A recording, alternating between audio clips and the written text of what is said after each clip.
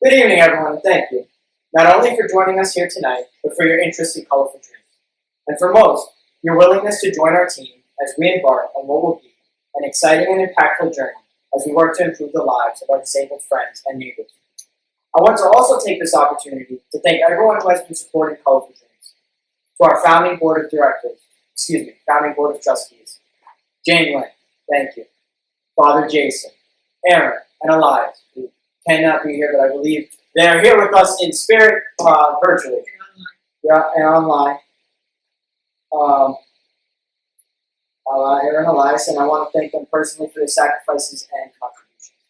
Our organization could not have started or got to where it is today without the hard work of these individuals. To my parents, thank you guys for your never-ending support in my endeavors and your willingness to join our board of trustees and kick things up. Thank you to all of my family and my friends, and those of you who have supported me throughout my life and Colorful Dreams since its inception. And most importantly, thank you to all who have donated and supported in those ways. Your contributions are the lifeline of public organizations such as ours, and they support our work towards our mission and make events like today possible. Colorful Dreams could not exist without your support.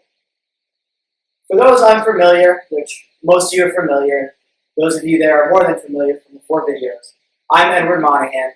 I'm the founder of Colorful Dreams, and it is my distinct honor to serve as its executive director. I'd like to take advantage of this opportunity today to tell you briefly the history behind Colorful Dreams, how we got here, and where we look to go together. Before I introduce the work of Colorful Dreams, I'd like to briefly summarize the events, the current issues relating to disability care in New Jersey, the strain this is putting on thousands of families, and the various forms of care that compose the current long-term care system. For those living with disabilities, living at home often requires assistance into adulthood. Currently in New Jersey, disability care is managed by the Department of Children and Families, DCF, until the age of 21. At this age, care for those with disabilities shifts to the Department of Human Services and the Division of Developmental Disabilities, DDD, and the Division of Disability Services, DDS.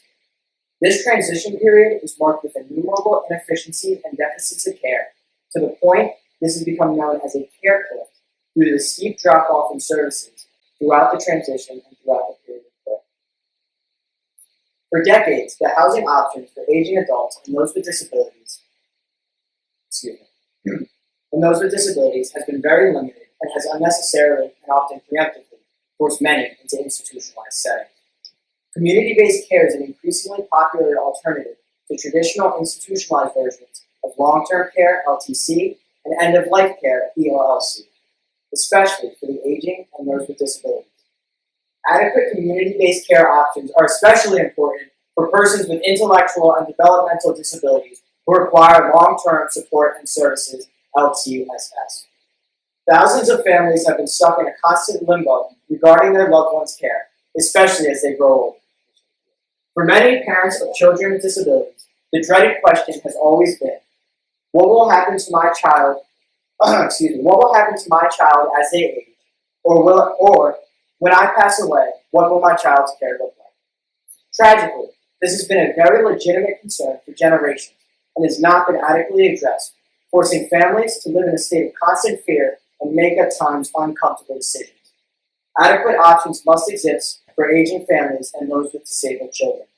Families should not be overwhelmed with their loved ones' care or forced to constantly worry about the day they can no longer care for them because the current system of care is unable to provide necessary support and services in a holistic and compassionate manner. Group homes and other forms of community-based care are increasingly emerging as both a cost-effective alternative and one that is shown to bring better quality of life to residents. However, the availability of this housing, in the state of New Jersey especially, is far below the demand, and a waiting list in the thousands often means disabled and aging residents are unable to receive housing within their lifetime. The state of New Jersey is ranked among the lowest in the nation in providing community-based care options and an overall LTC and ELLC availability, effectiveness, and cost to taxpayers. The inadequate services and bureaucratic red tape make it virtually impossible to care for aging or disabled loved ones at home, and even more improbable to get loved ones placement in group housing and community-based care. Currently, 6% of intellectually and developmentally disabled residents reside in one of 5 of New Jersey's state-run institutions, the 5th highest percentage in the nation. For years, the state of New Jersey was second in the nation in the amount of residents with developmental disabilities in state-run institutionalized settings.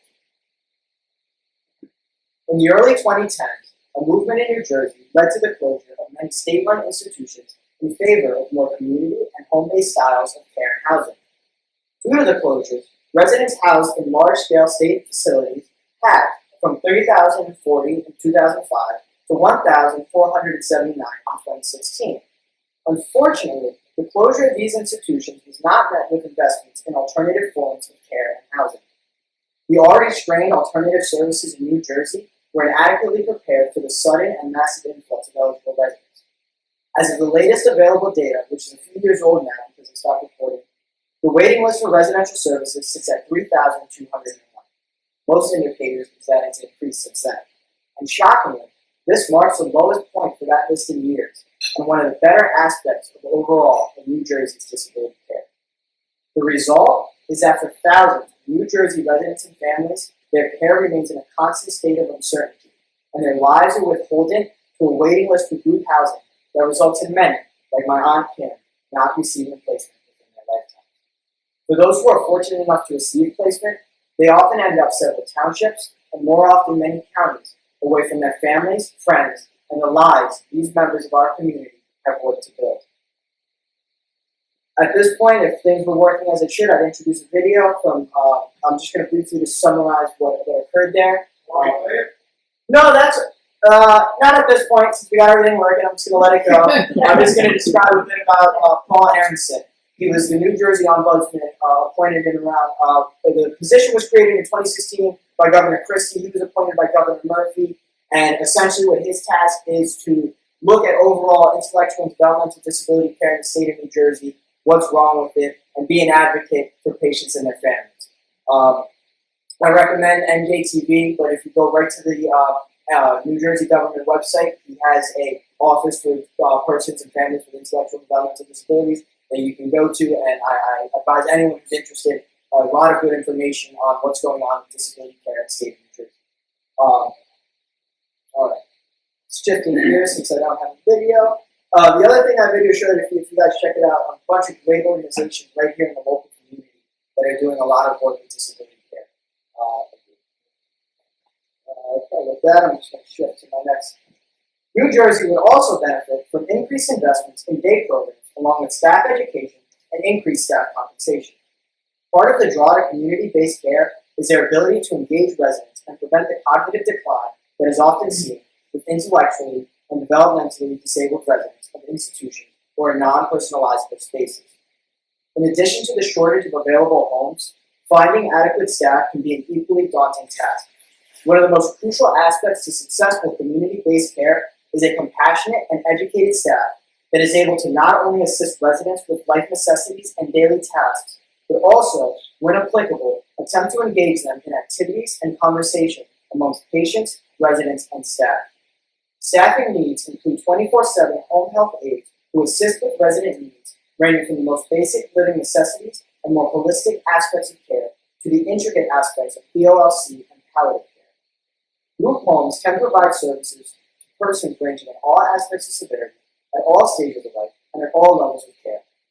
As the intellectually and developmentally disabled population increasingly ages into their elderly years, a growing number of those with intellectual and developmental disabilities, especially those with Down syndrome, are developing Alzheimer's disease.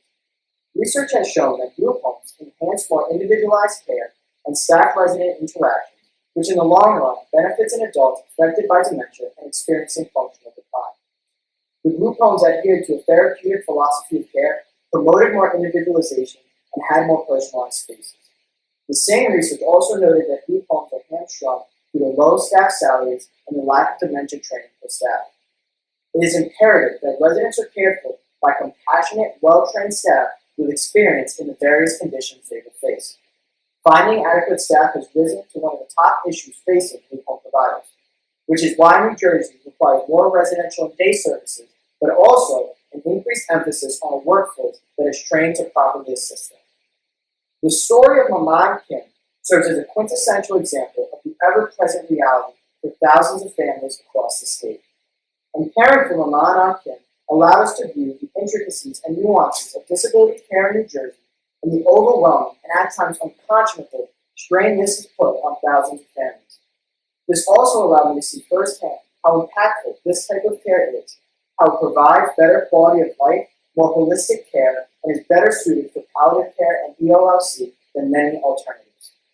For so many like Mama and Aunt Kim, a community-based style of care is much more appropriate than an institutionalized setting or a nursing home. Group homes and community-based care as a whole are shown to bring about better health outcomes due to their individualized style of care, non-institutionalized nature. They are a cost-effective alternative to the more common form of long-term care, nursing home facilities. Community-based care is able to provide residents not only a safe atmosphere, but one that is also loving and engaging. For the over 3,000 disabled New Jerseyans who currently need a place to call home, and for the generations of aging and disabled residents that will follow, the future of their care should rely more heavily on community-based care and group home options. However, this is only possible if these options are suitably funded and availability more adequately reflects the demand. With thousands and thousands actively waiting on a growing list, resulting in many not receiving care within their lifetime, the housing shortage for our intellectually and developmentally disabled and aging is a crisis in the state of New Jersey, afflicting the most vulnerable among us. Colorful Dreams works to provide homes and create community-based care options in the state of New Jersey. Colorful Dreams will purchase the property and, in conjunction with other NGOs and services, renovate and repair to ADA compliance standards for the use of group home service providers. Colorful Dreams, working with these established care providers allows them to never deviate from the priority of caring for their residents, while Colorful Dreams retains ownership and maintains the property. It's through this novel and collaborative approach, Colorful Dreams aims to make a difference, one home at a time. The priority of Colorful Dreams homes will be to provide the highest standards of care and ensure facilities, providers, and others operate with professionalism and expertise, but most importantly, with care and compassion. Ensuring the environment is safe, accommodating, and homelike, and resident care is holistic, personalized, and patient-centered is the priority of Colorful Dreams. While the idea for Colorful Dreams originated in 2016, we officially incorporated in September of last year. Many of you may remember our Meals for Healthcare Heroes ad hoc emergency program at the peak of the COVID-19 pandemic, where we provided 300 meals to two local hospitals. This was a terrific opportunity to support our local community, and we thank everyone who supported the program, and continue to thank our healthcare heroes for their unending dedication to our community. Since then, our organization has continued to grow and has taken the steps necessary for receiving 501c3 designation from the IRS and tax-exempt registration in the state of New Jersey. Currently, New Colorful Dreams is a nonprofit organization awaiting tax-exempt designation from the IRS. What this means is that although we have not yet heard back from the IRS on the status of our application, we can consider ourselves a nonprofit organization and, once accepted, offer retroactive tax exemption to donors dating back to September of 2020. Contributions are the lifelines of any public organization such as ours, and will allow us to continue to grow and to further our mission. One way to support Colorful Dreams is to donate. For those interested, you're encouraged to visit colorfuldreams.org/donate or contribute through Venmo or PayPal. Colorful Dreams is also proud to announce its partnership with various small and large local businesses and organizations. These organizations are what make events like today possible and have been integral in supporting our foundation as an organization. For those interested, I would love to discuss the various ways your business can support our organization. To donate or discuss more about business sponsorships, please reach out to me directly using the contact information on the presentation that doesn't exist, or through colorfulDreams.org. So just reach out to me directly. 609-529-1400. All right. Organizations cannot be run alone, but especially a community-based organization such as this. Having the insight and cooperation of the community is integral in our continued success as an organization. Colorful Dreams is actively seeking those looking to join us and have roles and tasks suited for persons of all backgrounds, experience levels, and commitments.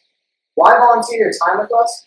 Besides the fact it's fulfilling, a lot of fun, and most enticingly, you get to spend more time with me and the rest of the team. Joining Colorful Dreams is a tremendous opportunity to not only be a part of an emerging charitable organization on its journey, but also allows you to utilize your own skill sets and interests towards making a difference. Colorful Dreams is a place where persons of all skill sets, all commitment levels, and availabilities of time, quite frankly, life gets busy, can find a role or task and join the team. I want to emphasize that while we have positions for those who are able to commit larger amounts of time, those of you who can spare us just 10 or 20 minutes out of your month can make a tremendous difference and contribute tremendously to furthering the organization.